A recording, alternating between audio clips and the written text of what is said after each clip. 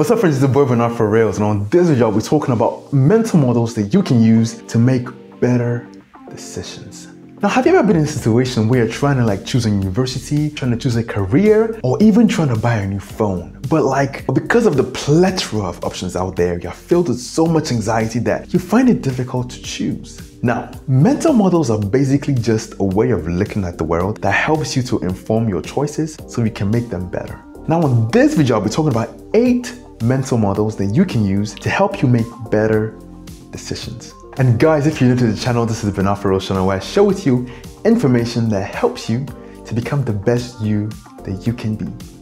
Now let's get into the video. Now the first mental model on this video is the mental model of inversion. Now this is basically you sitting down to figure out what you don't want.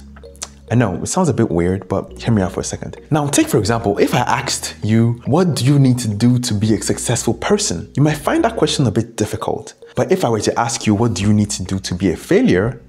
Now, I think your creative juices might get a quick boost because it's a whole lot easier to find ideas that can actually ruin your life than it is to find ideas that can actually make them better. So now the whole idea is actually finding those ideas and going the complete opposite direction from those ideas. And it's easier to actually have a successful life when you're not doing anything stupid that can ruin the life you currently have. Now the next mental model in this video is the mental model of compounding. Now this mental model forces you to think about things not as they are, but as they could be. Now take for example, if you decide to study for your final exam 6 to 8 months before that exam, and you decide that every day for the next 8 months, you're gonna study for 2 to 3 hours on one topic from the list of topics that you need to cover in that exam. Now, you may not really see the result of that decision in the first month. You may not even see it in the first 3 months. But when things begin to get interesting is when 2 weeks before that exam, you're able to define terminologies and concepts from the back of your head that your colleagues might look at you like a nerd straight out of a sci-fi movie. This model forces you to really consider the snowball effect of the actions that we take over time and whether we want the snowball to be big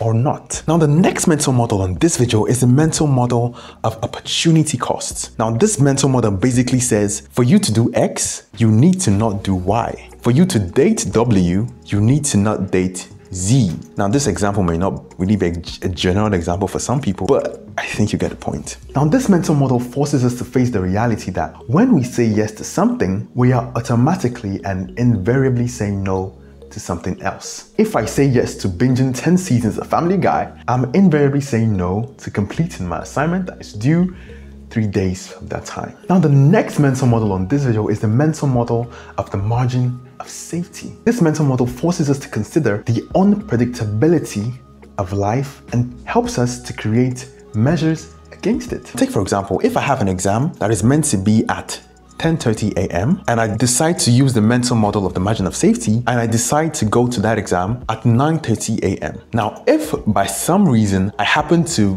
go into the wrong exam hall or on my way going there, I am held up by something, I already have a margin of safety that protects me from something colossal actually affecting my writing of that exam. Because one basically has a whole 1 hour margin to counteract anything life might throw at that person. Now, this mental model works perfectly well when you're dealing with things like money, savings, and investments. Now, the next mental model in this video is the mental model of simplicity. Now, this mental model forces you to break things down into its most important parts. Now, according to the Pareto principle, 20% of your inputs actually account for 80% of your results. Now, using this mental model of simplicity, we are actually forcing ourselves to think about that 20% that actually makes up the 80% of our results and focus on that 20% and dump in the 80%.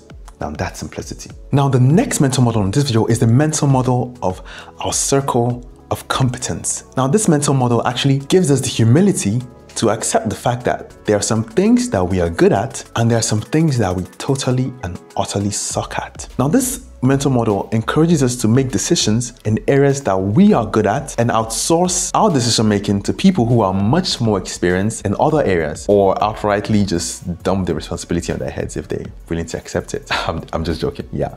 But I mean, who knows? Yeah. Now this is because no one is an island and someone is bound to know something in an area better than you. And hopefully you have the humility to accept it, or you can just go with the flow. And hopefully your choices lead you to somewhere decent. Now, the next mental model in this video is the mental model of asymmetry. Now, what this mental model basically entails is that some inputs yield disproportionately more results than others. Now, take for example, the simple act of sending a DM. It may seem simple. The only thing I lose is like, let's say a few minutes of my time actually composing the DM. But if I were to send that DM to, let's say, a supermodel, what I stand to lose is, let's say, maybe a slight bruise on my ego if the supermodel refuses or just outrightly airs the message. But what I stand to gain if that DM does what it's meant to do, you can actually have a model as a really good friend. Now, forget the example of the supermodel. Like, you can actually use this for really super important people.